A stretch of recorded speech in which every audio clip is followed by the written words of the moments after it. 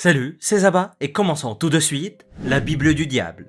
Saviez-vous qu'il existe une Bible du diable et qui contient un élément assez terrifiant? Le Codex Gigas, également connu sous le nom de Bible du diable, n'est pas seulement un manuscrit massif, c'est une aventure à travers l'histoire. Et quand je dis qu'il est massif, je ne plaisante pas, c'est tout bonnement le plus grand manuscrit médiéval du monde.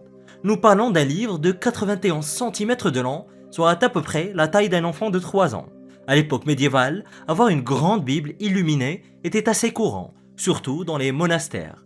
Mais le Codex Gigas est comme le roi de toutes les Bibles. Il contient la totalité de la Bible Vulgate ainsi qu'une sorte d'encyclopédie, des œuvres médicales et plus encore, le tout écrit en latin.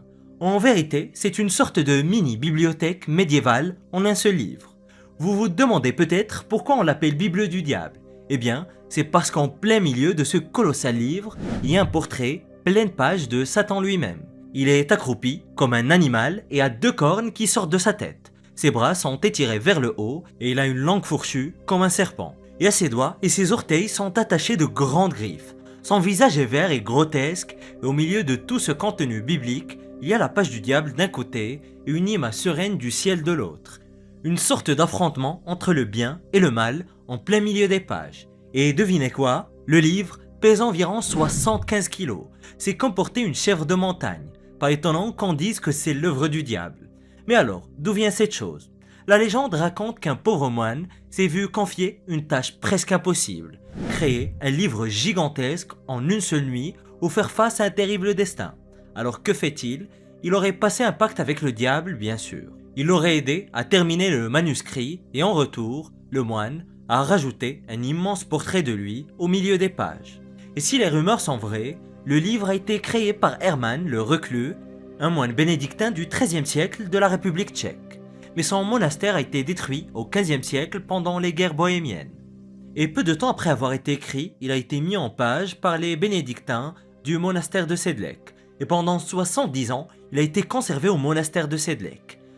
Puis, en 1477, il aurait été déplacé dans un autre prieuré à Broumov, puis il a de nouveau changé de main et est tombé dans la collection privée de l'empereur Rodolphe II.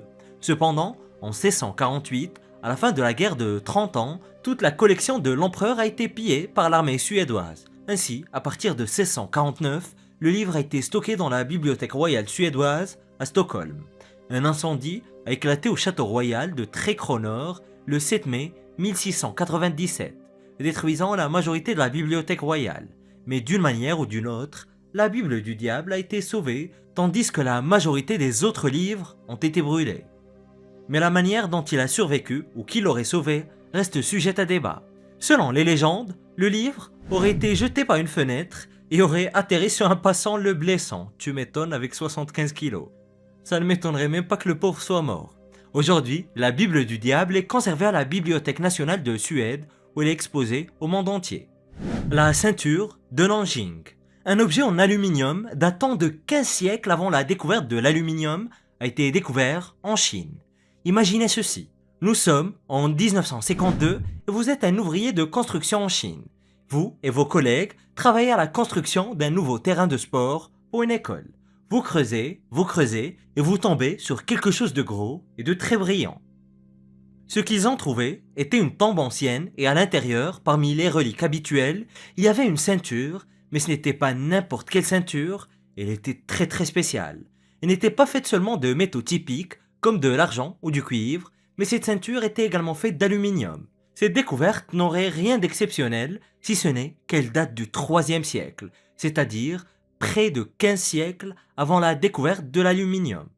Il est extrêmement difficile d'isoler l'aluminium de la bauxite en tant que métal pur, sans utiliser énormément d'énergie électrique. Néanmoins, d'autres tests ont également été effectués sur d'autres pièces de la ceinture, révélant que toutes n'étaient pas faites d'aluminium. Et entre 1958 et 59, une troisième série de tests a été menée à l'université de Tsinghua, où l'on a finalement conclu que le métal principal de l'alliage était de l'aluminium, les autres fragments étant fabriqués à partir d'un alliage d'argent. En fait, l'extraction de ce métal n'a été véritablement maîtrisée qu'aux années 1820. Pourtant, il était là dans une ceinture qui appartenait à un général chinois nommé Zhu Shu, décédé en 297. C'était un héros qui avait repoussé les envahisseurs barbares, et à sa mort, il a été enterré dans une tombe digne d'un roi, et dans ces tombes se trouvait une ceinture en aluminium qui a bouleversé le monde de l'archéologie. Les parties en cuir de la ceinture avaient pourri bien avant la découverte de la tombe, ne laissant derrière elle que 17 fragments. Ces morceaux étaient éparpillés autour des hanches de Zhu Shu, enfin autour des hanches de son squelette. Au départ, les archéologues étaient très sceptiques. Comment quelque chose d'aussi avancé que l'aluminium pouvait-il exister à cette époque? Mais des tests ont confirmé que cette ceinture était authentique, maintenant connue sous le nom de ceinture de Nanjing. Ce n'était pas juste un coup de chance ou bien une addition moderne à une tombe bien plus ancienne. Mais voici où les choses deviennent vraiment intéressantes. Certaines personnes disent que ce n'est pas la seule ceinture en aluminium qui existe. Il existe des rumeurs sur d'autres objets anciens faits d'aluminium. Se pourrait-il que les anciens Chinois aient une recette secrète pour fabriquer de l'aluminium? Après tout, ils ont gardé la recette de la poudre à canon pour eux-mêmes pendant des siècles. Ou bien, y avait-il quelque chose de plus? L'histoire est pleine de surprises et qui sait quels autres secrets attendent d'être découverts. Le diable dans la gravure. La plus ancienne scène narrative de l'histoire de l'homme vient d'être découverte et elle présente une particularité très choquante. Imaginez une scène vieille de 11 000 ans. Il y avait une communauté animée qui aimait raconter des histoires, et pas n'importe quelles histoires. Cependant, dans cette ville, la plus ancienne représentation connue d'une scène narrative a été découverte. Elle a été trouvée sur un panneau sculpté gravé sur un bon néolithique. Les sculptures ont été découvertes en 2021 sur le site de Sayburç en Turquie. Les scènes progressent sur le panneau, un peu comme des cadres sur une pellicule. L'art sur ce banc raconte une histoire qui a été gravée dans la pierre il y a des milliers d'années. Selon l'archéologue Aylem Özdogan, l'histoire n'est pas simplement un mélange d'images, c'est une séquence claire d'événements. Le banc, qui fait environ 60 cm de large, montre un taureau sur la gauche. À côté, se trouve une personne avec une forme étrange sur le ventre qui ressemble à un organe génital masculin. Cette personne tient un hochet et fait face à un taureau, tandis que son dos est tourné vers 3 autres figures. Ces figures incluent 2 léopards avec de grandes dents et une autre figure qui semble tenir son organe génital, mais on va pas trop s'attarder là-dessus. L'image montre le côté sauvage et agressif des animaux, un thème courant à l'âge de pierre. La façon dont le banc a été fabriqué nous rappelle des sculptures similaires également trouvées en Turquie, comme celle où une personne porte un léopard sur son dos et une autre qui montre des humains et des animaux ensemble de différentes manières. C'est presque une sorte de mini-film gravé dans la pierre pour que tout le monde puisse le voir.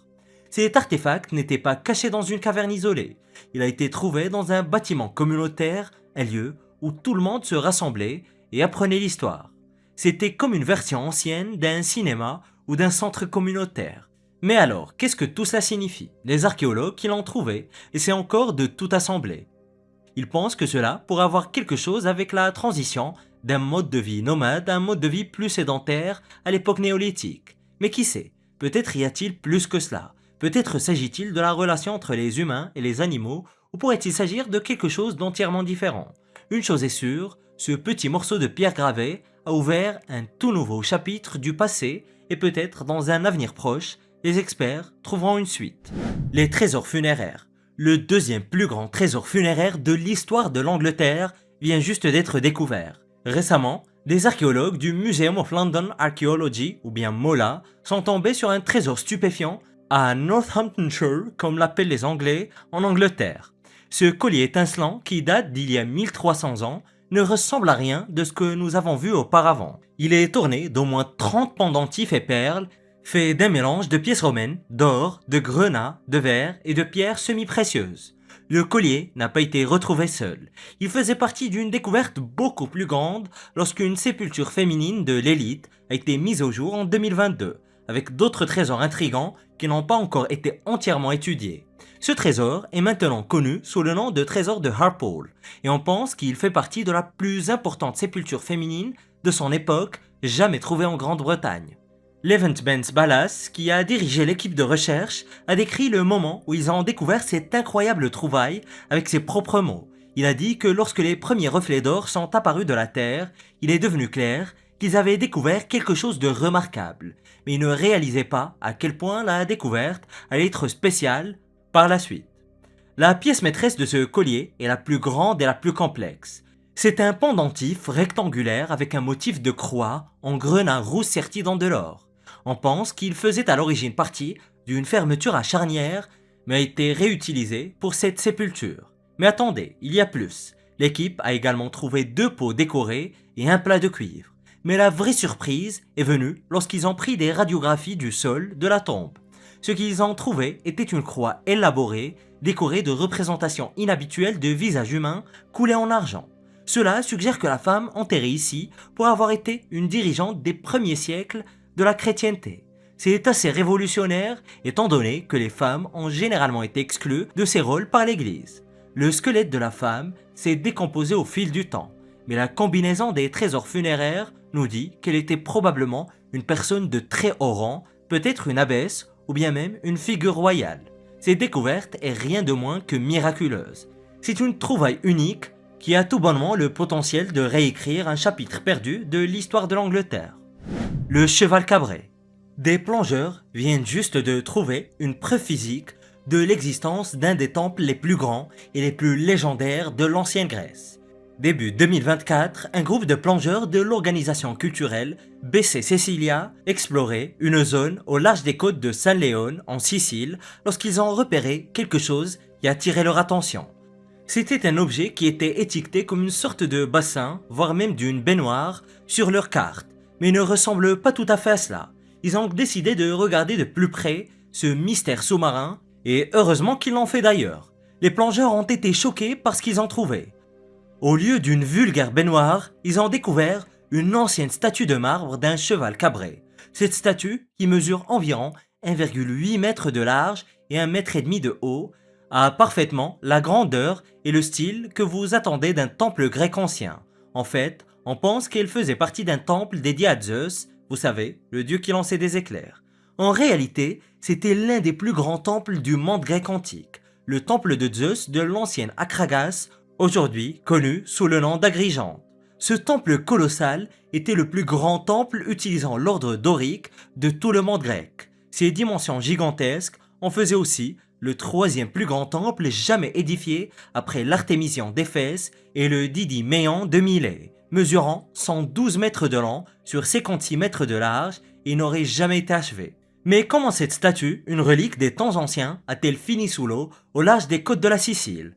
Malheureusement, l'âge exact et l'histoire de la statue restent un mystère complet. Peut-être a-t-elle été intentionnellement jetée à l'eau lorsque les constructeurs grecs ont décidé de la remplacer par autre chose, ou peut-être est-elle simplement tombée à l'eau lorsque le temple auquel elle appartenait a été détruit. La vérité ici est que toutes les hypothèses sont valables. Les responsables locaux, avec l'équipe de BC Sicilia, ont soigneusement levé la statue à la surface. Une photo la montre couverte des restes brunâtres de son temps immergés dans la mer. Il est prévu que la statue subisse un processus de préservation à l'avenir, ce qui garantira que cette remarquable pièce d'histoire reste intacte. Mais comment pensez-vous que la statue du cheval cabré a fini dans la mer? Dites-le moi dans les commentaires. Le calendrier Maya. Des archéologues viennent de trouver le plus ancien exemplaire de calendrier Maya jamais découvert et il est exceptionnel. Ça se passe à l'intérieur de la pyramide de las Pinturas à San Bartolo, dans le nord du Guatemala. Des archéologues ont découvert un trésor de peinture murale ancienne.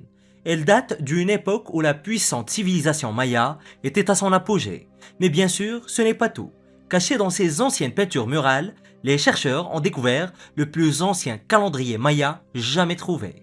Cette découverte incroyable faite par le professeur David Seward de l'Université du Texas et son équipe date d'entre 300 et 200 avant l'ère commune. C'était il y a plus de 2 millénaires et ce site a été découvert pour la toute première fois en 2001 et depuis lors, c'est un foyer de découvertes fascinantes. Parlons de ce calendrier. Les Mayas n'étaient pas vraiment des amateurs en ce qui concerne la mesure du temps. Ils avaient ce système de calendrier incroyablement complexe appelé le Tzolk'in qui était basé sur des mouvements des planètes, du Soleil et de la Lune. Et ce n'était pas non plus notre calendrier lambda. Au lieu de mois, ils avaient des jours représentés par des glyphes numérotés de 1 à 13. La date 7 cerfs était suivie de 8 étoiles, 9 jades ou 9 eaux, et ainsi de suite. Le cerf jouait un rôle énorme dans la culture maya, tant dans leur vie quotidienne que dans leurs cérémonies religieuses.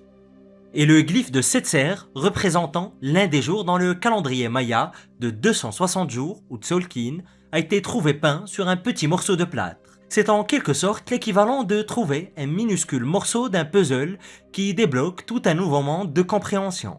Et devinez quoi? L'écriture et l'art sur ces fragments montrent un niveau de sophistication qui suggère que le système de calendrier était utilisé encore plus tôt que nous le pensions. Les Mayas avaient également un système d'écriture avec plus de 800 glyphes différents. Et le plus ancien exemple de ce système d'écriture a également été trouvé à San Bartolo. Et selon Heather Hurst, l'un des co-auteurs de l'étude, il y a environ 7000 fragments de peinture murale de tailles variées sur ce site. Alors, quelle est la prochaine étape? Eh bien, il y a de très bonnes chances que les experts découvrent des exemples encore plus anciens de ce système de calendrier. Le monde maya est plein de surprises et nous avons à peine gratté la surface. La baleine dans la jungle. Une baleine gigantesque vient d'être découverte, mais dans une jungle. C'est un groupe de chasseurs de fossiles qui a découvert un squelette massif dans les jungles de Taïwan. Le squelette appartenait à une créature que l'on ne trouve pas typiquement dans la jungle, une baleine. En mai 2022, Zhu Wenbo et Zhang Yumu parcouraient la jungle à la recherche de spécimens préhistoriques lorsqu'ils ont remarqué quelque chose d'immense qui sortait du sol. Il s'agissait de 4 côtes d'une immense baleine. Excités par leur découverte, ils ont contacté un collègue de l'Université nationale de Cheng Kung qui a confirmé qu'il ne s'agissait pas d'une trouvaille ordinaire. Ce fossile de baleine ancien est estimé à être complet à 70%, ce qui en fait le fossile de baleine le plus intact jamais découvert. Et les ossements appartenaient probablement soit à un rorqual bleu ou à un grand rorqual commun et ont vécu il y a environ 85 000 ans. D'ailleurs, les deux espèces existent toujours et parcourent toujours les mers aujourd'hui. Mais les fossiles sont très anciens. Ils sont incroyablement bien préservés, complets avec des omoplates, des mâchoires, l'arrière du crâne et des vertèbres de la queue.